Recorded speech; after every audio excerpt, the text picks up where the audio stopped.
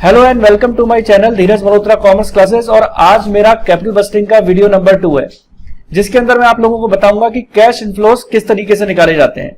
मैंने अपने पिछले वीडियो के अंदर आपको कैपिटल बस्टिंग की टेक्निक्स बताई थी। अगर आपने मेरा पिछला वीडियो नहीं देखा तो पहले आप मेरा जाके पिछला वीडियो देखें, जिससे आपको आगे के वीडियोस अच्छी तरीके से समझ में आए। मेरे पिछले वीडियोस के लिंक आपको आई बटन के अंदर मिल जाएंगे। आप आई बटन पर क्लिक करके मेरे पिछले वीडियोस को देख सकते हैं। मेरे वीडियोस का रेगुलर अपडेट पाने के लिए मेरे चैनल को लाइक करें, सब्सक्राइब करें। तो चलिए देखते हैं कि कैश इनफ्लो को किस तरीके से कैलकुलेट करते हैं। तो देखिए बेटे, कैश इनफ्लो निकालने के लिए सबसे पहले हम कुछ फॉर्मेट फॉलो करेंगे। तो मैं आपकी हेडिंग लिख रहा हूं, कैलकुलेशन ऑफ कैश इनफ्लो। तो आपको कैश इनफ्लो कैसे निकालनी है अगर क्वेश्चन के अंदर ना दे रखी हो तो। देखिए बेटे, क्वेश्चन के अंदर अगर कैश इनफ्लो नहीं होगी तो कहीं ना कहीं आपको क्वेश्चन के अंदर दूसरी इंफॉर्मेशन दे रखी होगी। तो जैसा कि मैंने आपको बताया, कैश इनफ्लो हमारा प्रॉफिट ही होता है। तो आप क्या काम करेंगे, सबसे पहले लिखेंगे यहाँ पे सेल्स रेवेन्यू। जो आपको क्वेश्चन के अंदर सेल्स रेवेन्यू दे रखी होगी, सबसे पहले हम वो सेल्स रेवेन्यू लिखेंगे। उसमें से हम माइनस करेंगे कैश ऑपरेटिंग कॉस्ट। अब आपके मन में एक ही विचार उठेगा, क्या सेल्स रेवेन्यू क्वेश्चन के अंदर दे रखा होगा? क्या क्वेश्चन के अंदर कैश ऑपरेटिंग कॉस्ट भी दे रखी होगी?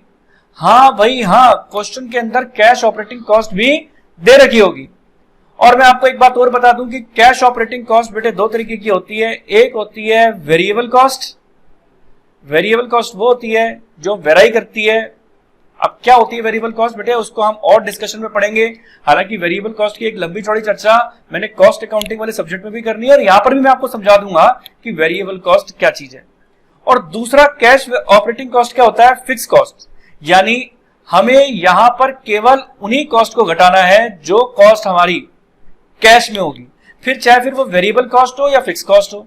हालांकि आप अपने इकोनॉमिक्स, पिछले आप जब इकोनॉमिक्स पढ़ के आए हैं तो वहां पर आपने पढ़ा होगा कि फिक्स कॉस्ट वो कॉस्ट होती है जो हर लेवल के ऊपर फिक्स ही रहती है, जो नहीं बदलती। प्रोडक्शन के साथ जो कॉस्ट नहीं बदलेगी वो फिक्स रहेगी, और जो कॉस्ट प्रोडक्शन के साथ बदल जाती है वो वेरिएबल कॉस्ट होती है। जैसे कि एक बिल्डिंग के अंदर अगर कोई प्रोडक्शन चल रहा है और वहां पर अगर सिक्योरिटी गार्ड को बिठा रखा है, तो चाहे प्रोडक्शन कितने का भी हो, चाहे प्रोडक्शन बढ़े या घटे, लेकिन हम सिक्योरिटी गार्ड को उतने ही पैसे देंगे, तो वो फिक्स कॉस्ट है। और वेरिएबल कॉस्ट क्या है, मटेरियल की कॉस्ट की। जब अगर आप प्रोडक्शन करने जा रहे हैं तो वहां पर जो रॉ मटेरियल की कॉस्ट है वो आपकी प्रोडक्शन यूनिट के साथ साथ रॉ मटेरियल की कॉस्ट भी बढ़ती चली जाती है, वो कहलाती है वेरिएबल कॉस्ट।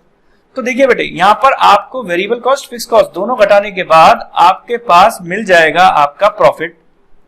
वो जो प्रॉफिट होगा उसको आप क्या बोलोगे, प्रॉफिट बोले या अर्निंग बोले, एक ही बात है। Profit before depreciation, profit before depreciation and taxes. हम उसको क्या बोलेंगे, profit before depreciation and taxes. उसमें से हम लेस करेंगे डेप्रिसिएशन का अमाउंट।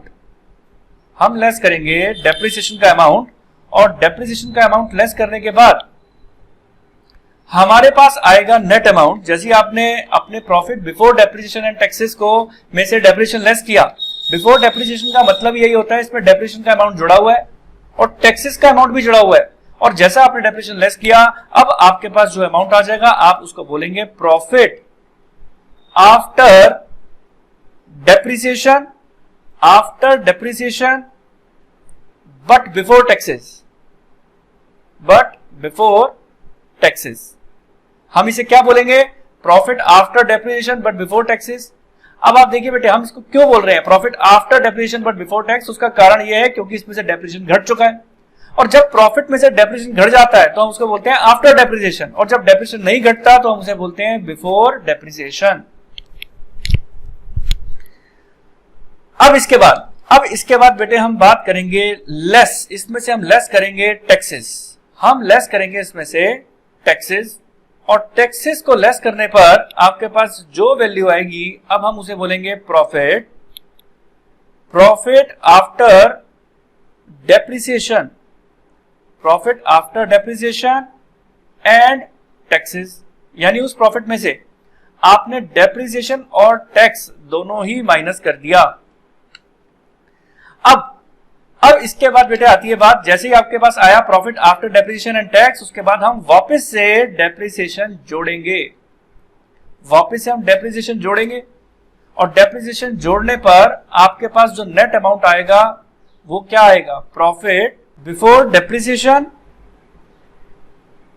But after tax. अब हमारे मन में एक ही विचार उठेगा, देखिए बेटे profit before depreciation and after tax को हम प्यार से कैश इनफ्लो कहते हैं। जो क्वेश्चन के अंदर आपको कैश इनफ्लो दे रखी होती थी वो यही होती थी। लेकिन बेटे आपके मन में एक विचार उठा है कि सर एक बात बताओ, जब डेप्रिसिएशन को बाद में जाके जोड़ना था तो आपने लेस ही क्यों किया? ये एक पहला क्वेश्चन आपके मन में उठा। और दूसरा क्वेश्चन ये उठा कि सर डेप्रिसिएशन को लेस क्यों किया? तो बेटे देखिए मैं आपको एक बात बताना चाहता हूं। पहली बात, पहला आपका सवाल का जवाब मैं आपको देता हूं कि डेप्रिसिएशन मैंने लेस किया यहां पर ताकि हमारा टैक्स कम लगे। कैसे? तो मैं आपको इस एग्जांपल से बात समझाऊंगा। डेप्रिसिएशन को लगाने से टैक्स हमारा कम लगता है, क्यों? देखिएगा आप कि मैंने आप यहां पर हेडिंग डाली when there is a depreciation. दोनों तरीके से मैं आपको बात बताता हूं, इमेजिनरी फिगर लेके, when there is a depreciation, और दूसरा कॉलम बनाऊंगा when there is no depreciation. अब आपको कंपेयर हो जाएगा when there is no depreciation. अब मैं एक इमेजिनरी फिगर लेता हुआ चल रहा हूं और आप ये देखिएगा कि जब डेप्रिसिएशन होता है तो क्या असर आता है और जब डेप्रिसिएशन नहीं होता तो क्या असर आता है। अब आप देखिए हमारे पास मान के चलिए सेल्स रेवेन्यू 6 लाख रुपीस के थे, उसमें से आपने cash operating cost 2 lakh rupees less कर दी। 2 लाख रुपीस लेस कर दी। और जब आपके पास डेप्रिसिएशन नहीं है तब भी आपके पास 6 लाख का रेवेन्यू है और आपने 2 लाख रुपीस का कैश ऑपरेटिंग कॉस्ट फिक्स और वेरिएबल वाली लेस कर दी। और जैसे ही आपने लेस की तो आपके पास कितने रुपए आ जाएंगे, 4 लाख रुपीस आ जाएंगे आपके पास। और यहां पर भी आपके पास कितने आ जाएंगे, 6 में से 2 गए तो 4 लाख रुपीस आपके पास आ जाएगा profit before depreciation and taxes. बेटे मान के चलिए आपका डेप्रिसिएशन 1 लाख रुपीस है, तो यहां पर तो आपने डेप्रिसिएशन 1 लाख रुपीस घटा दिया, लेकिन यहां पर आपने कुछ भी डेप्रिसिएशन नहीं घटाया। तो यहां पर डेप्रिसिएशन घटाने के बाद हमारे पास जो वैल्यू आ रही है वो आ रही है 3 लाख रुपीस और यहां पर आपके पास वैल्यू आ रही है 4 लाख रुपीस। और अजम्पशन के तौर पे अगर मैं चलूं कि हमारे पास टैक्स की रेट 50% है, तो यहां पर अगर आप टैक्स लगाते हैं तो यहां पर आप 50% अगर इसका निकालेंगे 3 लाख का तो आपके पास आ जाएगा 1,50,000, जबकि यहां पर आपके पास कितना आया 2 लाख रुपीस। तो टैक्स ज्यादा आपने कहां पर लगाया, जब डेप्रिसिएशन नहीं था तो टैक्स ज्यादा लग गया और जब डेप्रिसिएशन था तो टैक्स आपका कम लगा। तो बेटे इससे ये बात साबित होती है कि डेप्रिसिएशन हमें कहीं ना कहीं टैक्स के अंदर बेनिफिट देता है, यानी जिसे हम बोलते हैं टैक्स शील्ड। तो हमारा टैक्स का बेनिफिट मिलेगा। 3 लाख में से आप 1,50,000 को माइनस करेंगे तो हमारे पास नेट अमाउंट कितना बचेगा, 1,50,000 का। और यहां पर 4 लाख में से 2 लाख गए तो कितना आ जाएगा, 2 लाख रुपीस आ जाएगा। अब देखिए बेटे बाद में हमें क्या काम करना पड़ता है, डेप्रिसिएशन जोड़ना पड़ता है। जो डेप्रिसिएशन आपने घटाया था वो डेप्रिसिएशन हमें जोड़ना पड़ेगा। और ओवरऑल इनकम यहां पर हमारे आ रही है 2,50,000 और जबकि यहां पर हमारे पास ओवरऑल कैश फ्लो कितना आ रहा है, 2 लाख रुपीस। यानी डेप्रिसिएशन होने से टैक्स का बेनिफिट मिला और टैक्स का बेनिफिट मिला तो हमारी ओवरऑल इनकम भी ज्यादा आई। अब सवाल ये उठता है कि डेप्रिसिएशन हमने लेस ही क्यों किया, बाद में ऐड क्यों कर रहे हो। तो बेटे मैं आपको बात बताता हूं, यदि अगर आपको याद हो अपने 11th क्लास का कंसेप्ट, तो हमने डेप्रिसिएशन की एंट्री पढ़ी थी depreciation account debit to fixed assets. हमने एंट्री क्या पढ़ी थी, depreciation account debit to fixed assets. अब अगर मैं इस पॉइंट पर चलूं depreciation account debit to fixed assets, तो हमारे पास देखा जाए तो यहां पर कैश आइटम नहीं है। ये कैश आइटम नहीं है क्योंकि एंट्री को देखने से आपको कहीं पर भी ऐसा नहीं लगता कि ये आइटम आपका कैश आइटम है, क्योंकि यहां पर कैश का ट्रांजैक्शन कहीं पर भी नहीं हो रहा। तो देखिए बेटे जब कैश का ट्रांजैक्शन नहीं हो रहा है तो आपके फॉर्मेट के अंदर क्या बातें थी कि हम केवल किस खर्चे को लेस करेंगे, कैश ऑपरेटिंग कॉस्ट को, क्योंकि आप निकालने क्या जा रहे हैं, कैश इनफ्लो। अगर आप निकालने कैश इनफ्लो जा रहे हैं तो आप नॉन कैश आइटम को कैसे घटा सकते हैं।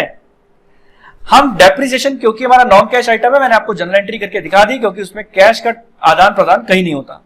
हम डेप्रिसिएशन को फिर भी घटा रहे हैं क्योंकि टैक्स का बेनिफिट मिल जाए, और डेप्रिसिएशन घटा रहे हैं, टैक्स का बेनिफिट अवेल कर रहे हैं। मैंने आपको इस एग्जांपल से लेके समझाया और उसके बाद वापस डेप्रिसिएशन जोड़ने का कारण यही था ताकि इसमें ऐसा इफेक्ट आ जाए कि हमने कोई भी ऐसा खर्चा नहीं घटाया जो कि नॉन कैश आइटम था।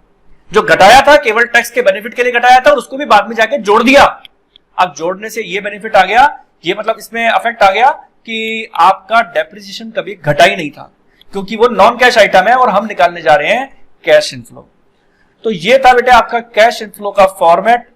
जब भी आपको क्वेश्चन के अंदर कैश इनफ्लो नहीं दे रखा होगा, हमें इसी तरीके से कैश इनफ्लो निकालना पड़ेगा। तो उम्मीद करता हूं बेटे यहां तक आपको कैश इनफ्लो का फॉर्मेट भी समझ में आ गया होगा। उम्मीद है आपको मेरा वीडियो पसंद आया होगा। मेरे वीडियोस का रेगुलर अपडेट पाने के लिए आप मेरे चैनल को लाइक करें, सब्सक्राइब करें और बेल नोटिफिकेशन आइकन दबाएं, जिससे आपको मेरे वीडियोस का रेगुलर अपडेट मिलता रहे। Thank you.